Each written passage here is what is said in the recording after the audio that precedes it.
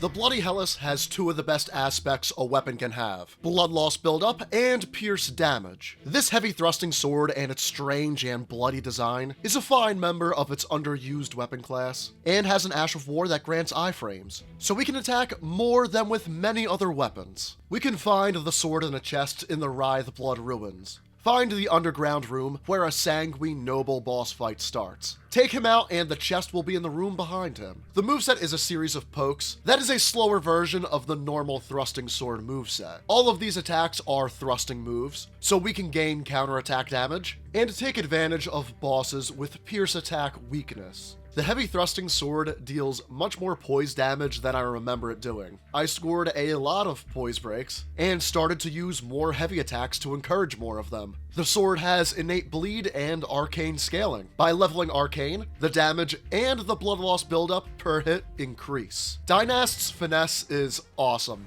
The Ash of War starts with a twirl that grants you invincibility. This dodge will cost FP, but gives you the option to a follow-up attack. Press the heavy attack button, and your character will execute a quick heavy thrusting attack. Press the heavy attack button again, and you'll stab for a couple more hits. With the Shard of Alexander and all 3 hits landing, we can deal a few thousand damage, not including the blood loss buildup. Starting with the iframes makes it easier to pull off this move in fast-paced fights also. I didn't use any spells for this run. This is a dexterity and arcane build, therefore I put all the necessary points in these stats. Start the fight with the flask and light attacks. When you see a slow and predictable attack come in, start the spin of the Ash of War, and use the heavy follow-ups to punish. When the enemy is stunned, we can either take the riposte, or keep using light attacks to gain a bit of successive attack power. Blood loss buildup on top of this puts our damage per second way up there. Be sure to let me know in the comments down below if you've used this weapon before. How do you like it compared to other heavy thrusting swords or other bleed weapons? You can get the Great Stars in the same exact area, and while the Bloody Helice certainly has its niche, I prefer the Great Stars over this weapon.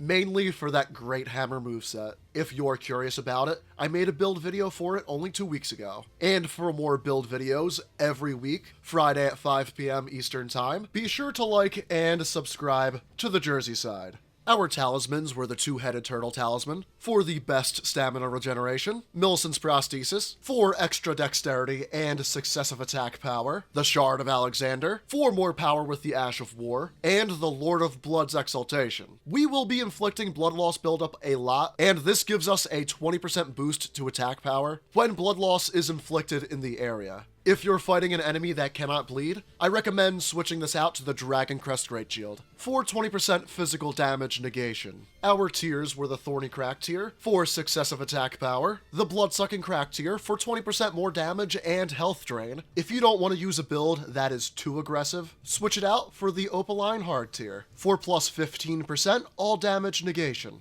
Our stats at RL 170 are 60 Vigor, 10 Mind, since the Ash of War is cheap and we have no spells equipped, 40 Endurance, at least 11 Strength, so we can two-hand the weapon to meet the 16 requirement, 50 Dexterity, that will be boosted to 55 with the prosthesis, and 57 Arcane, for better attack rating and blood loss buildup. The Bloody Helice is a wonderful bleed weapon in a game where bleed is king. If you want to artfully dodge attacks before landing a powerful thrust or 3, give this weapon a try.